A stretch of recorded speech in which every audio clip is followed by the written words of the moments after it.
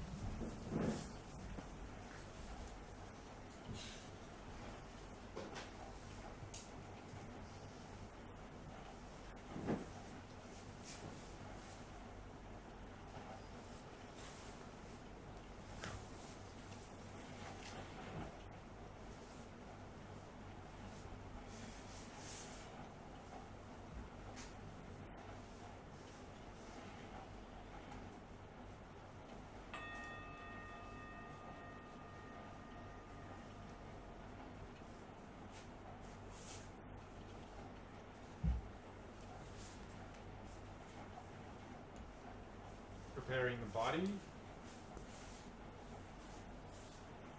keeping the back nice and straight, and allowing the entire body to become completely relaxed.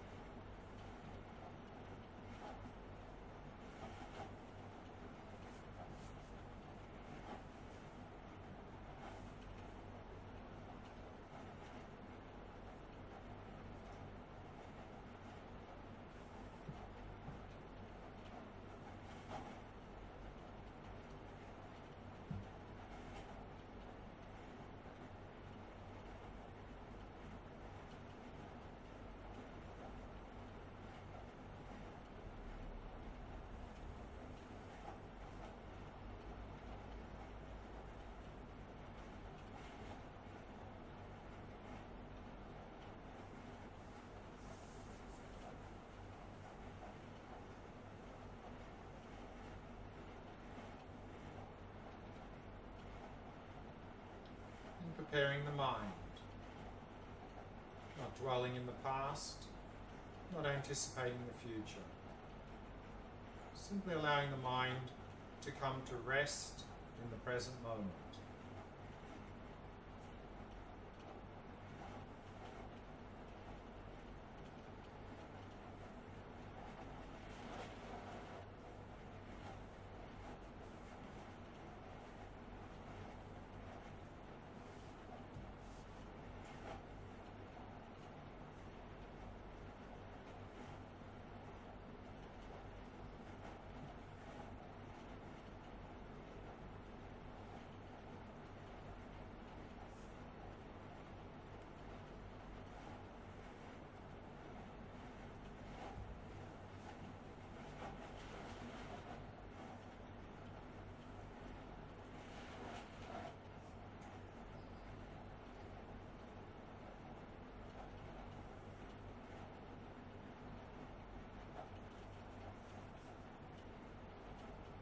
So we can begin our Vipassana practice of applying mindfulness to the body, to investigate the reality of the body.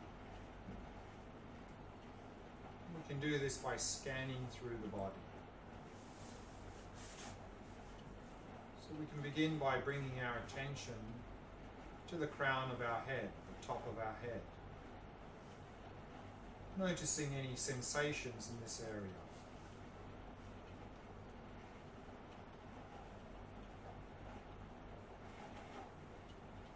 And observing these sensations with bare attention, observing them directly.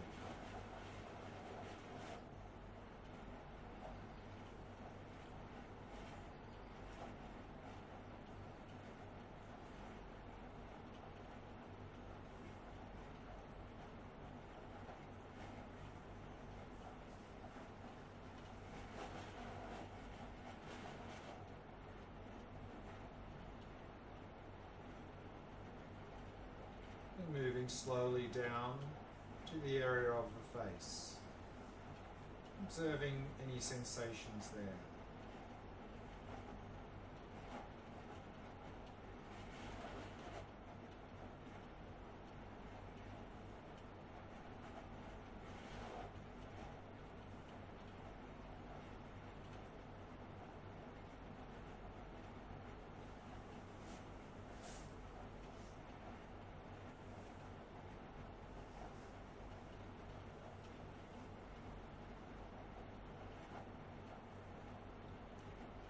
Moving our attention slowly around to the back of our head.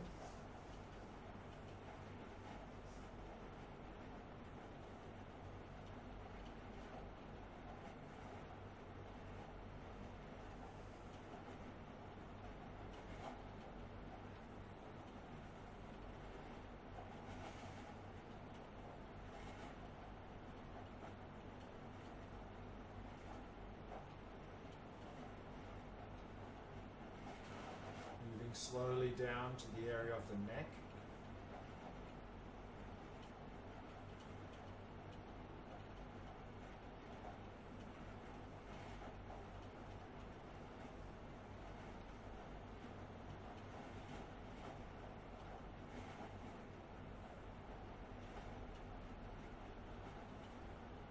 Over to the left shoulder.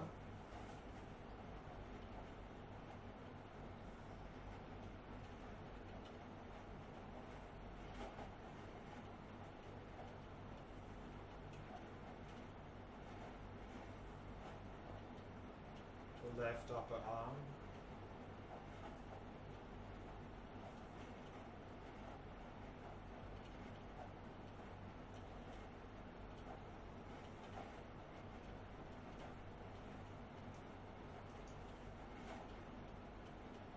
the left elbow,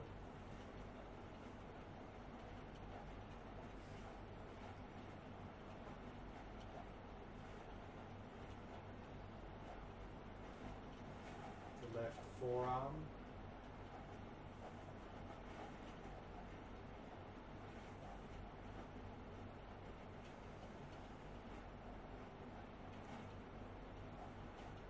and down to the left hand.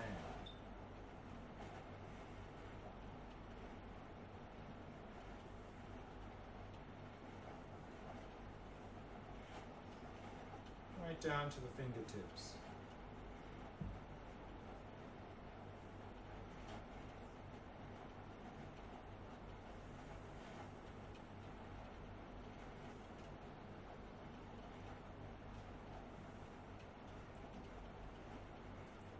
Back up to the right shoulder.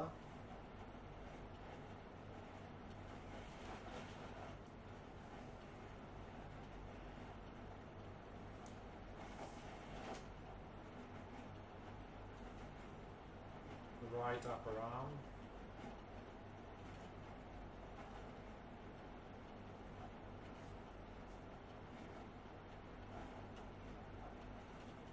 The right elbow.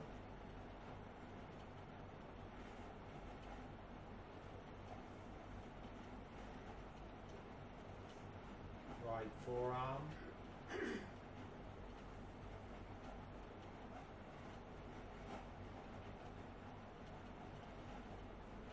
Down to the right hand.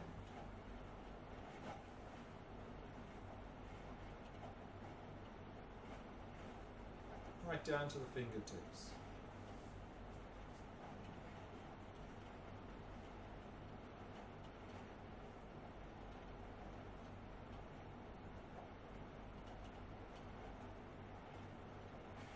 Back up to the upper back, shoulder blade area.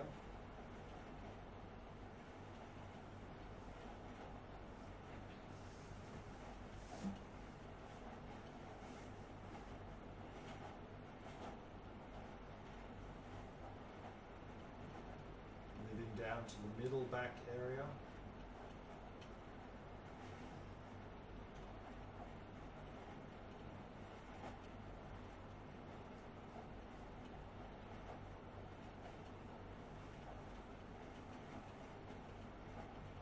The lower back.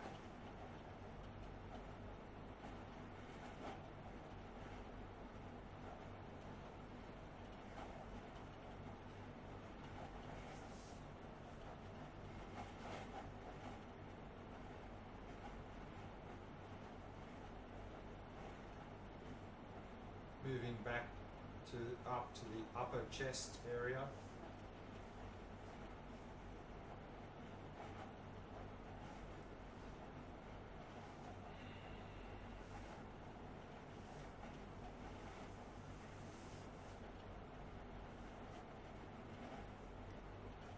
Middle chest area.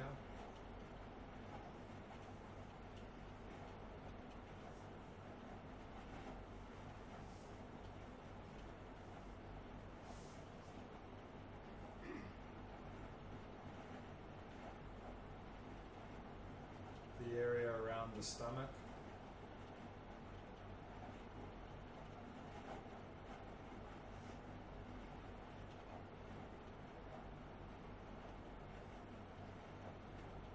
Moving slowly down to the abdomen.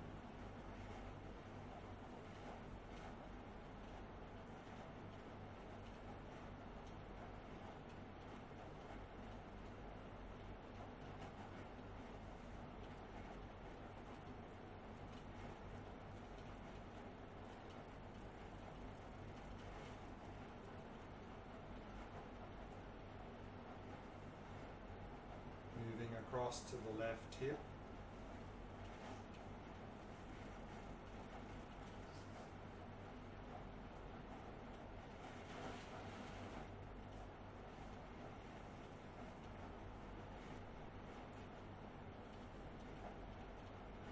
The left thigh.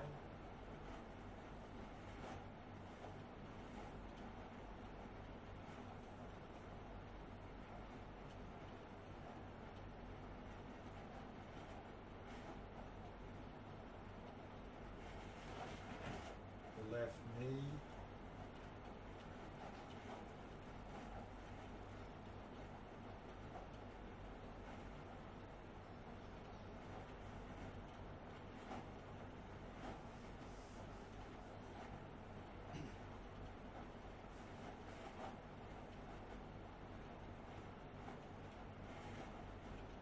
Down to the left shin and calf.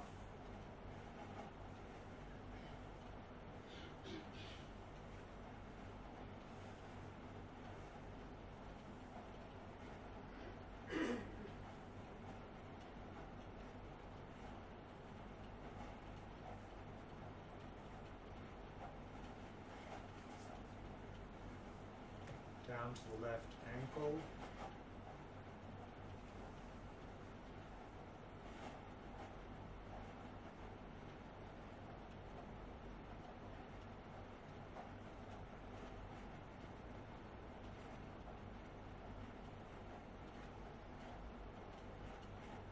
The left foot.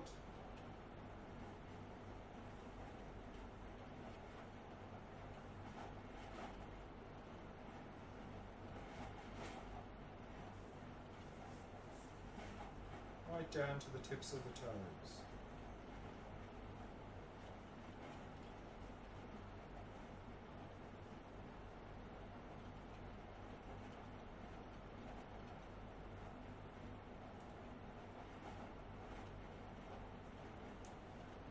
Back up to the right hip.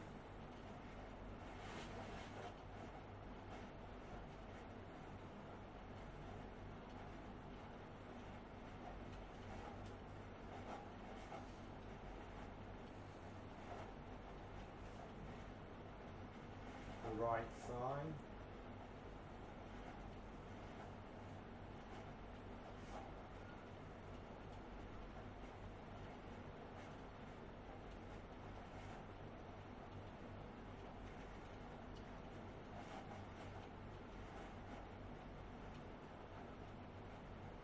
The right knee.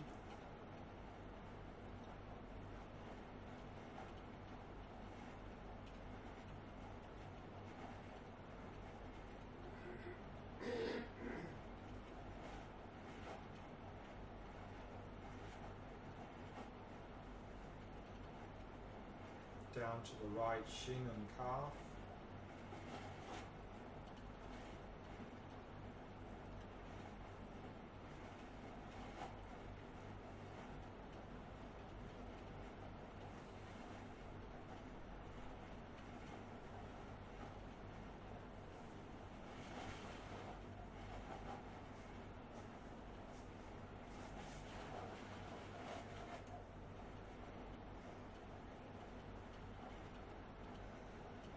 Right ankle.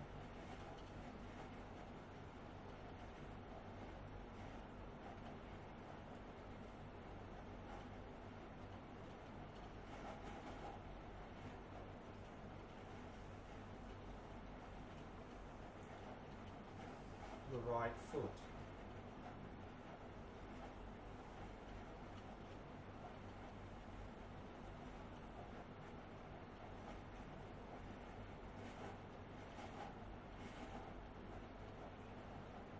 Right down to the tips of the toes.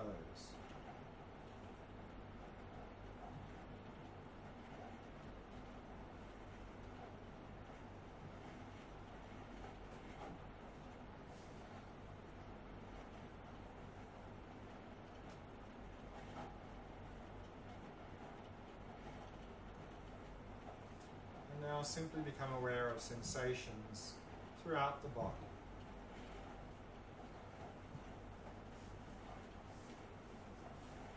You can move your attention around wherever you notice any sensations.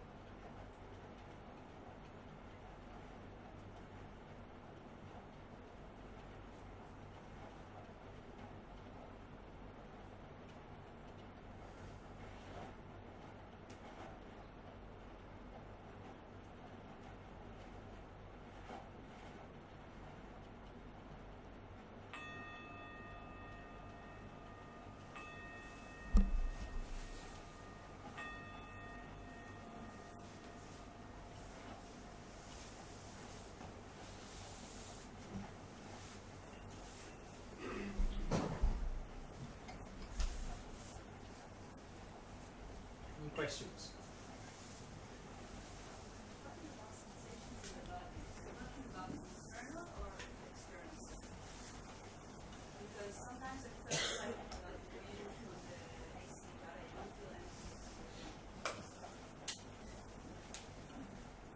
To start this, it's easier just to focus externally.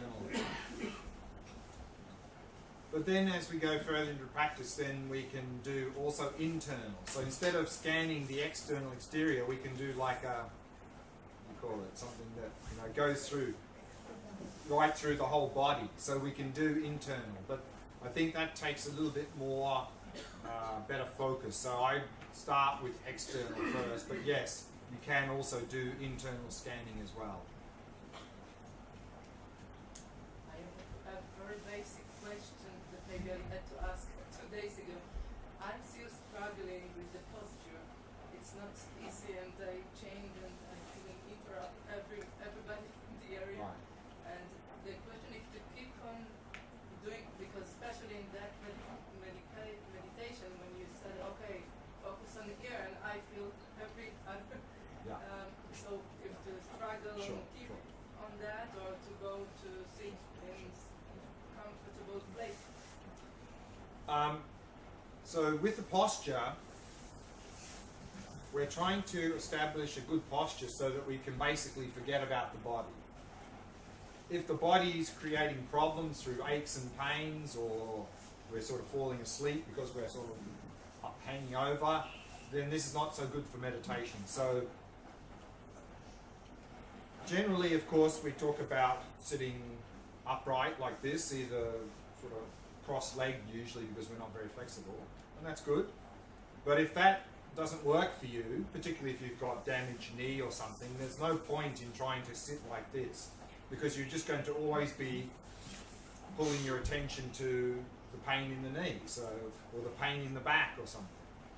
So of course there are things we can do to make the body more flexible to sit like this, because we're probably not used to sitting like this. So we can do things like yoga and stretching exercises to make our body more flexible, so then we can sit like this.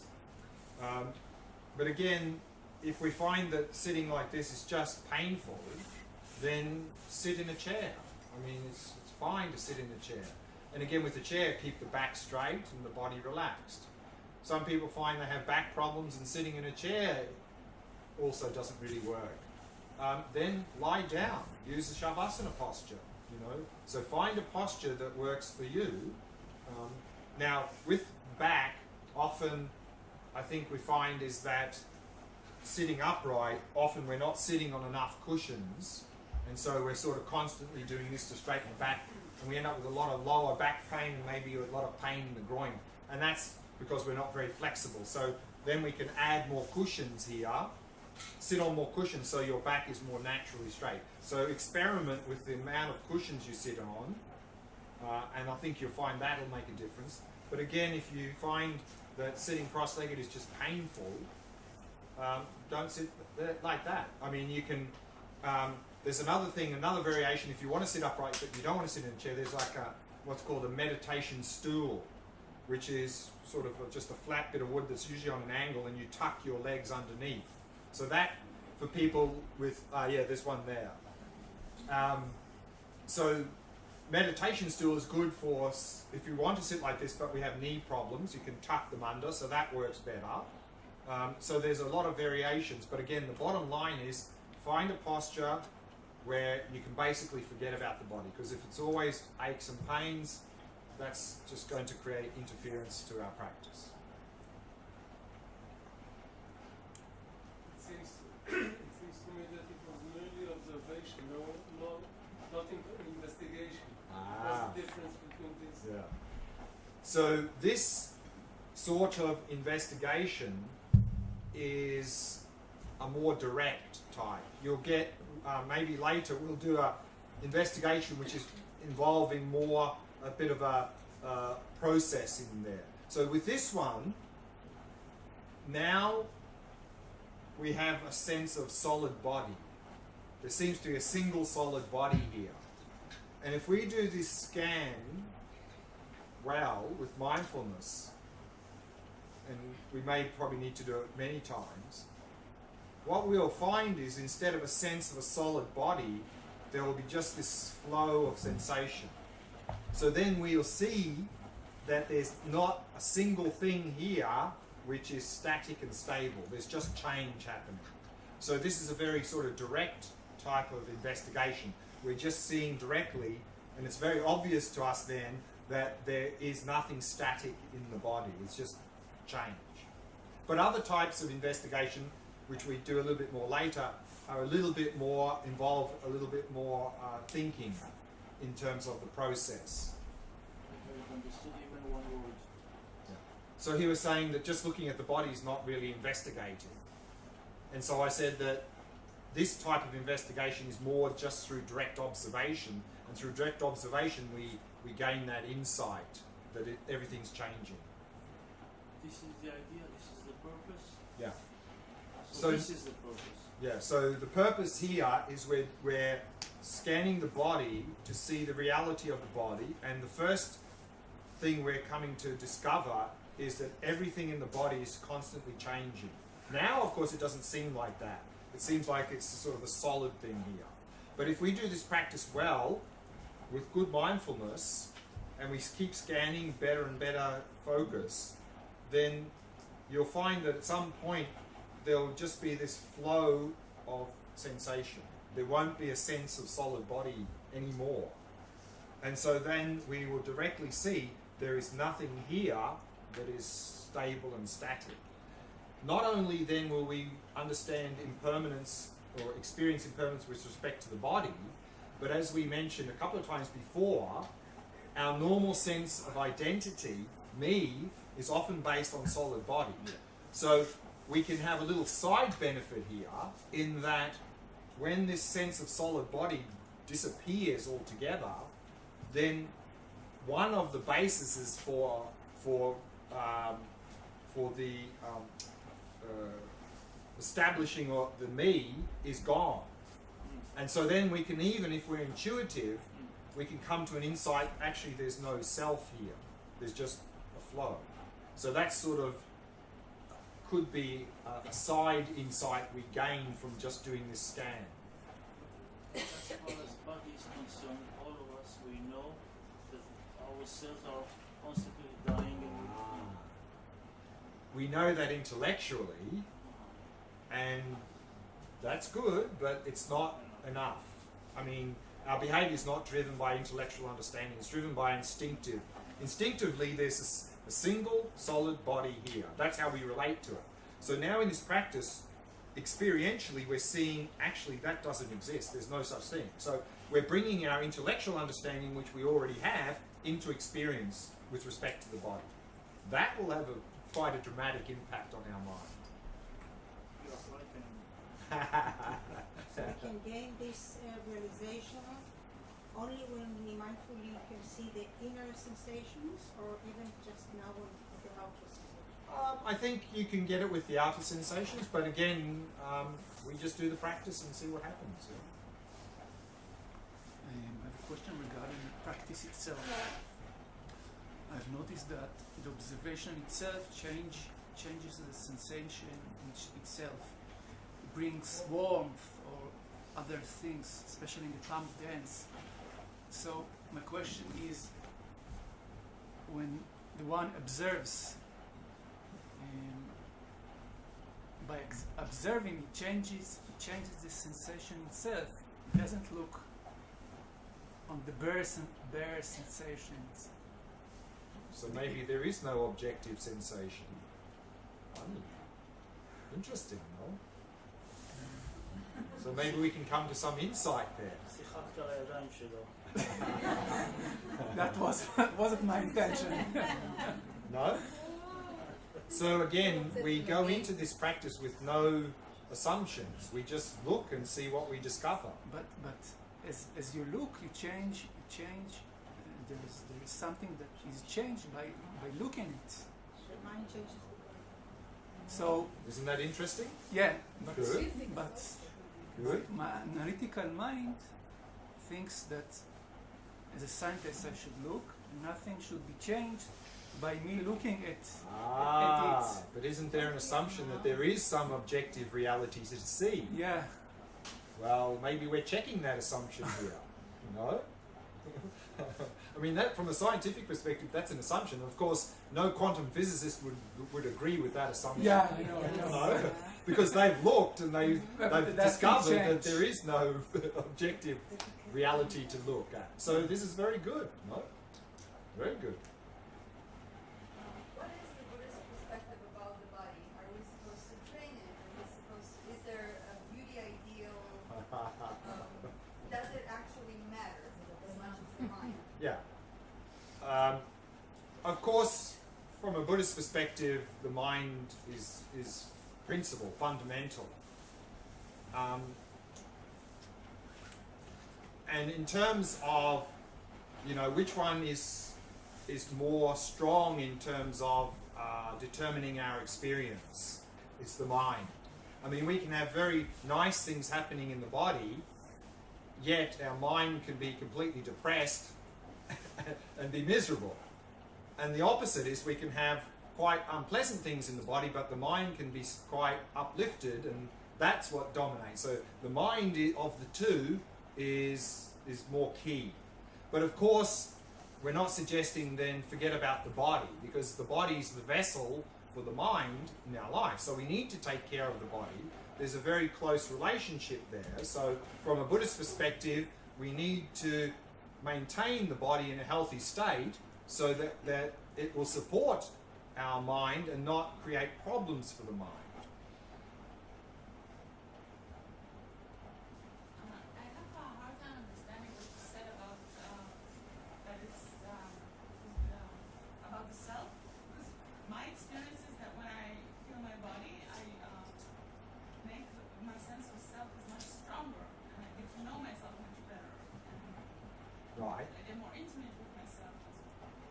And that's what we want to do, and we want to do that through direct observation rather than through grasping onto something. So yes, we will, and you may find that by doing this, your view of self or person shifts according to what's going on in your practice.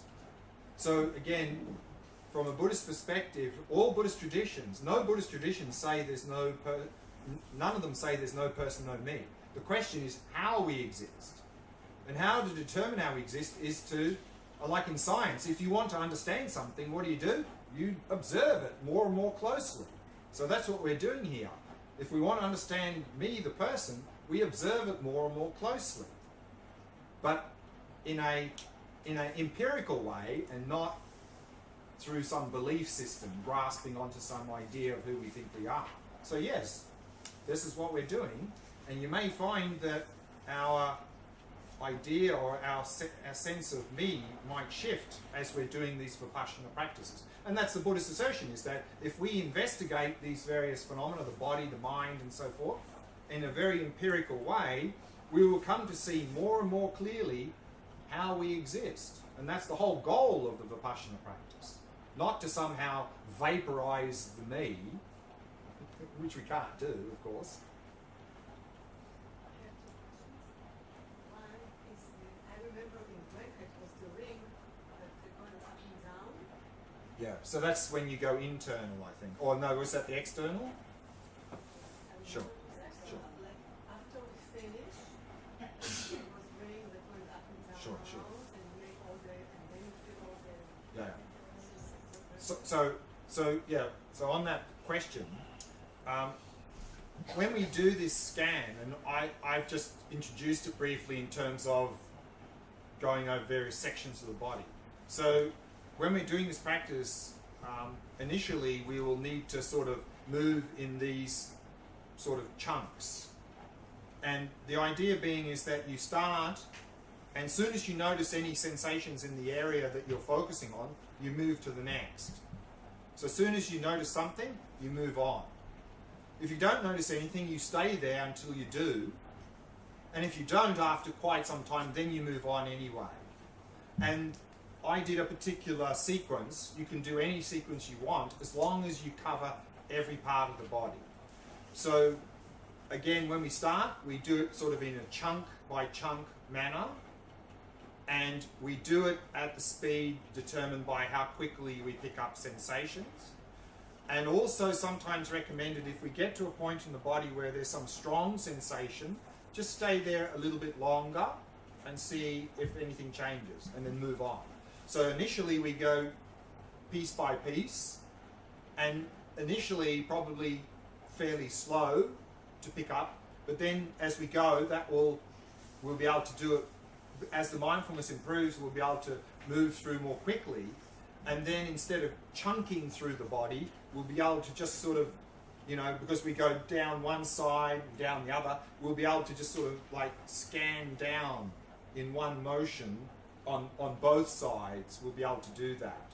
But don't jump ahead of yourself. And if I want to practice only 30 minutes or 1 hour, how I divide it? To choose shamatha or shamatha and vipassana, and what about compassion and getting the sub 3 hours a day? Yeah. I was going to talk about that Saturday afternoon, but I'll give a brief answer now anyway. I think particularly for us in our modern society, where our attention skills don't seem to be very good and our mind is sort of all over the place, then I think in the beginning stages at least, it would be helpful to emphasize the shamatha practice. Because if we don't, and we try to do vipassana or loving kindness compassion, you probably find it's not going to work very well because your mind is constantly distracted or half asleep. So therefore, I generally would recommend in the initial stages to emphasize shamatha, but not only shamatha, because that's a little bit lopsided, unbalanced. So yes, maybe as our standard practice, we do shamatha each morning. But then I would also occasionally, maybe once or twice a week at least, bring in some loving kindness or compassion, particularly if we feel that we're in a sort of time where we need that a little bit more, then I'd bring that in. So then on one morning we maybe start with 5 minutes of shamatha or so, or 10 minutes to calm the body mind, then shift into a loving kindness or compassion practice for the rest of the session. And then I think it would be also good in the starting phases to start to do a little bit of vipassana, because even though maybe our attention is not that good, as long as we're starting to work on it, then if we have a bit better attention and then we start to do a little bit of vipassana, that vipassana and it's starting to have a little bit of an effect, it's starting to cut a little bit, or at least subside the mental afflictions. And when the vipassana practice has that effect, of course, that means that'll feed back into the shamatha. It means when you do your shamatha practice, now your mental affliction's a little bit down because of your vipassana, which means your shamatha is going to work better, which means then the vipassana is going to work better, and so they'll sort of feed around like that. So each one of those elements supports the other. So I think in terms of meditation, like we have a balanced, healthy diet, here we also have a balanced, healthy diet. We have 3 main food groups: shamatha, and then on that basis we have vipassana and the compassion wing of practice. I think these are sort of the 3 core elements of a sort of a healthy diet of meditation, certainly as a beginner. Because, the problem, vipassana is so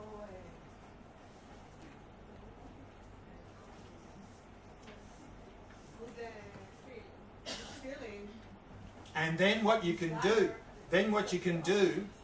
say is, it's a good experience, and if I do some shamatha, it'll become even better. Yes, but the self getting bigger, it's like I want more. Well, if you're doing the vipassana practice properly, it shouldn't be. Hopefully we're coming to some sort of insight and not just grasping onto some blissful experiences.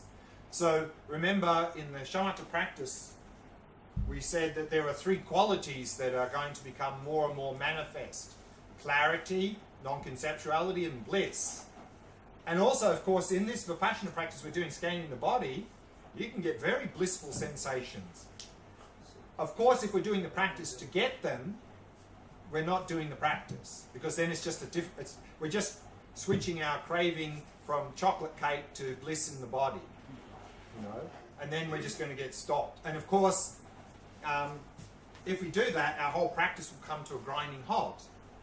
In fact, this is exactly what happened to me many years ago when I did this Goenka Vipassana retreat. It's one of the very first things I did, one of these retreats. And started to scan the body, day 4 or 5, blissful flow of sensations. Wow, very nice. Oh, that's so nice, I like that, I want that. So then I've started craving it, of course, immediately gone. And then for the next 3 or 4 days, I desperately tried to